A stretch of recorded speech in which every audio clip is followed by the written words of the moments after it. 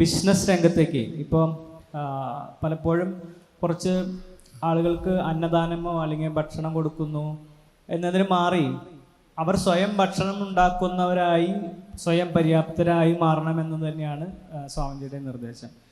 ഈ ഒരു കാര്യത്തിൽ ഇപ്പോൾ ബിസിനസ്സിൽ നമ്മളെല്ലാം കാണുന്നത് ബിസിനസ് എന്ന് പറയുമ്പോൾ തന്നെ പലരുടെ ഉള്ളിൽ അതിലെന്തോ ചെറുപ്പം മുതലേ കേൾവി കച്ചവടം കാബഡ്ഡി എന്നൊക്കെയാണ് നമ്മൾ പല ആളുകളൊക്കെ യഥാർത്ഥത്തിൽ ബിസിനസ്സിന് അതിൻ്റേതായ ഒരു എത്തിക്സ് MBAയിലൊക്കെ പഠിക്കാറുണ്ട്. അപ്പോൾ അതുപോലെ ഈ ഒരു ആത്മീയ രംഗത്തോ അല്ലെങ്കിൽ സന്യാസിമാരായിട്ടുള്ള എല്ലാവർക്കും തന്നെ ഈ ബിസിനസ് ചെയ്യുന്നവർക്ക് എന്തെങ്കിലും ബുക്കുകൾ ഈ എത്തിക്കൽ വേയിൽ നമ്മുടെ എത്തിക്സുകൾ പാലിച്ചുകൊണ്ട് മുന്നോട്ട് പോകാൻ റെഫർ ചെയ്യാൻ എന്തെങ്കിലും പുസ്തകങ്ങളോ എന്തെങ്കിലും ഉണ്ടെങ്കിൽ അത് പറഞ്ഞാൽ വളരെ ഉപകാരമായിരിക്കും.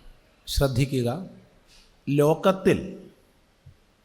ലോകത്തിൽ ഏറ്റവും ആദിമവും ഏറ്റവും ശാസ്ത്രീയവുമായ സാമ്പത്തിക ശാസ്ത്രം രചിക്കപ്പെട്ടത് ഭാരതത്തിലാണ്. ചാണക്യൻ്റെ അർത്ഥശാസ്ത്രവും ആ അർത്ഥശാസ്ത്രത്തിൻ്റെ അനുബന്ധമായുള്ള ധർമ്മസൂത്രങ്ങളും. ഇത് ഇന്ന് ഇംഗ്ലീഷ് ഭാഷയിൽ, ഹിന്ദി ഭാഷയിൽ എന്ന് വേണ്ട മലയാള ഭാഷയിൽ ഒക്കെ തന്നെ അനുവാദം ചെയ്യപ്പെട്ടതാണ്. എല്ലാ ഭാഷകളിലും അനുവാദം ചെയ്യപ്പെട്ടതാണ്. ഈ ചാണക്യൻ്റെ അർത്ഥശാസ്ത്രത്തെ അതിക്രമിക്കുന്ന ഒരു എത്തിക്സോടുകൂടിയ ഇക്കണോമിക്സ് പ്ലസ് കോമേഴ്സ് വേറൊരു ഗ്രന്ഥം ഉണ്ടെന്ന് തോന്നുന്നില്ല. അപ്പം നമ്മളത് ഇന്നത്തേതായ രീതിയിൽ സമൂഹത്തിന് മുമ്പിൽ അവതരിപ്പിക്കണം. അതുപോലെ മഹാഭാരതം, വാൽമീകി രാമായണം തുടങ്ങിയവയിൽ നിന്ന് ചില ഭാഗങ്ങൾ നമ്മൾ അടർത്തിയെടുക്കണം. ഉദാഹരണം പറഞ്ഞാൽ, വനത്തിൽ വെച്ച് ഭരതനെ കാണുന്ന രാമൻ എന്തൊക്കെയാണ് അയോധ്യയിലെ സ്ഥിതി എന്ന് ചോദിക്കുന്ന 2 സർഗങ്ങളുണ്ട്.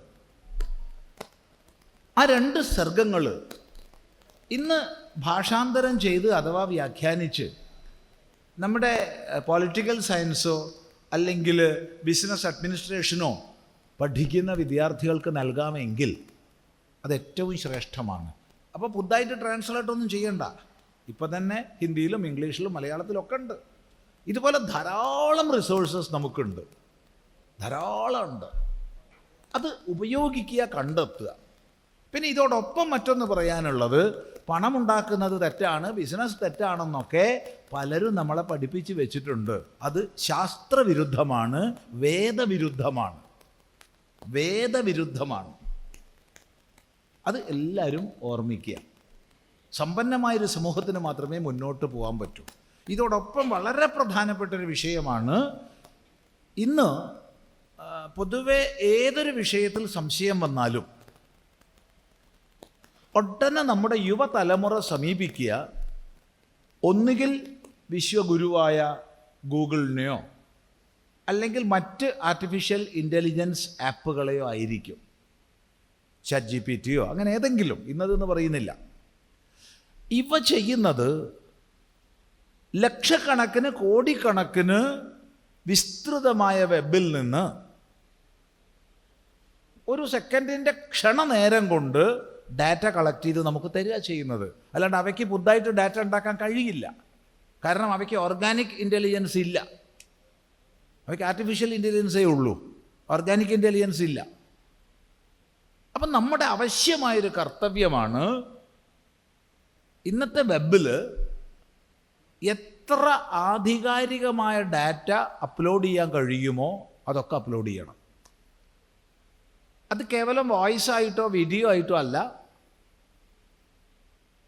റീഡബിൾ ആയിട്ട് വായിക്കാൻ പറ്റുന്ന ഡാറ്റയായിട്ട് മാക്സിമം അപ്ലോഡ് ചെയ്യണം. 2 സെർച്ച് എൻജിൻസ് അത് ആദ്യം തന്നെ എടുക്കുന്ന രീതിയിലുള്ള ടെക്നിക്സ് നമ്മൾ ഉപയോഗിക്കണം. ഇത് വളരെ പ്രധാനമാണ്. കാരണം കാലം കഴിയും തോറും വെബിനെ, ഇൻ്റർനെറ്റിനെ ആശ്രയിക്കുന്ന സ്വഭാവം ഇന്ന് കൂടി വരികയാണ്. ഇപ്പോൾ കുട്ടികൾ, ചെറുപ്പക്കാരല്ല പ്രായമായവരായാലും ഉടനെ നോക്കുക ഇതാണ്. അപ്പോൾ അതിൽ നിന്ന് കറക്റ്റ് ഇങ്ങോട്ട് ഡാറ്റ കിട്ടണമെങ്കിൽ അതിൽ ആരെങ്കിലും അപ്ലോഡ് ചെയ്യണം. അപ്പോൾ അതിൽ കഴിവുള്ള IT മേഖലയിലുള്ള അല്ലെങ്കിൽ എഞ്ചിനീയർമാരായിട്ടുള്ള ഇൻ്റർനെറ്റ് ടെക്നോളജി അറിയുന്ന, സോഫ്റ്റ്വെയറിലോ ഒക്കെ വിദഗ്ധന്മാരായവർ തങ്ങളുടെ ജോലിയുടെ 1 മണിക്കൂർ നമ്മുടെ ധർമ്മത്തിന് വേണ്ടി തരണം. 1 മണിക്കൂർ, 24 മണിക്കൂർ ചോദിക്കുന്നില്ല, 1 മണിക്കൂർ മാക്സിമം ഡാറ്റ അപ്ലോഡ് ചെയ്യാം. എന്നാൽ നാളെ ലോകം മുഴുവനുള്ള ചെറുപ്പക്കാർ ഹിന്ദുധർമ്മത്തെക്കുറിച്ച് ശരിയായി മനസ്സിലാക്കും. അതുപോലെ തന്നെ പ്രധാനമാണ് കഴിവുള്ളവർ മാക്സിമം കാർട്ടൂൺ സിനിമകളും മറ്റും ഉണ്ടാക്കുക, കാർട്ടൂണുകൾ ഉണ്ടാക്കുക. ഏറ്റവും പ്രധാനമാണ് ധർമ്മബോധം നൽകുന്ന. കാരണം ഇതിനൊക്കെ എതിർക്കുന്ന ഒരു അന്ധസമൂഹം നമ്മുടെ ഇടയ്ക്ക് ഉണ്ട്. ഒരു കാര്യമില്ല. കൊച്ചു കുട്ടികളോട് മൊബൈൽ ഫോൺ ഉപയോഗിക്കരുത്, കമ്പ്യൂട്ടർ ഉപയോഗിക്കരുതെന്നൊന്നും പറയാൻ പാടില്ല. അവരെങ്ങനെയാണ് ഉപയോഗിക്കേണ്ടതെന്ന് പഠിപ്പിക്കുക വേണ്ടത്. അത് ശ്രദ്ധിക്കുക.